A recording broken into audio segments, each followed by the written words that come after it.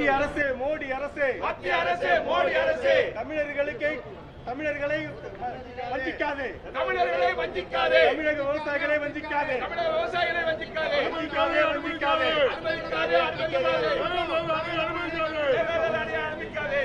கட்டவிட மாட்டோம், மேகதாதுவை கட்டவிட மாட்டோம்,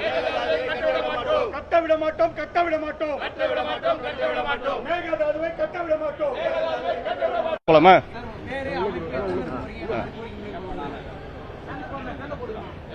காவிரி டெல்டா பாசன விவசாய சங்கம் கூட்டமைப்பு சார்பாக கிட்டத்தட்ட தமிழகத்தில் இன்று குறுவை சாகுபடி போன ஆண்டு 5 லட்சம் ஏக்கர் இன்று 1 லட்சம் ஏக்கராக குறைந்துவிட்டது.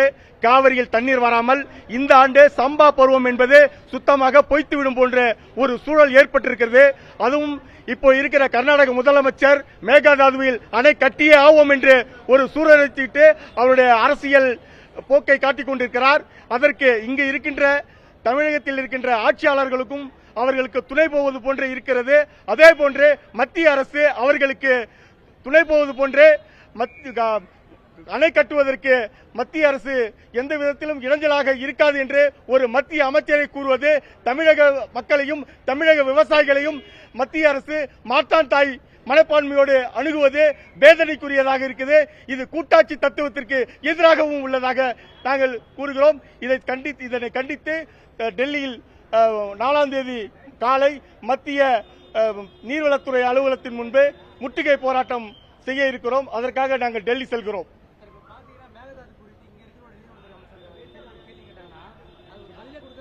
இல்ல இங்க இருக்கிற அது குறிப்பா இப்ப இருக்கிற ஆட்சியாளர்களுக்கு எந்த விதமான அனுபவமும் கிடையாது, முன் அனுபவமும் கிடையாது.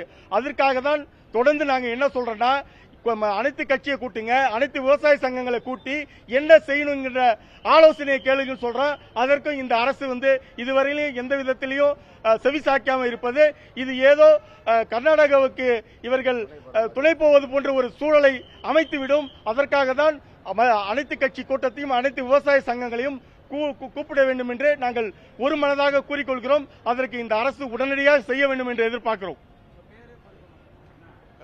KV இளங்கீரன், தலைவர், காவிரி டெல்டா பாசன விவசாய சங்கங்கள் கூட்டமைப்பு.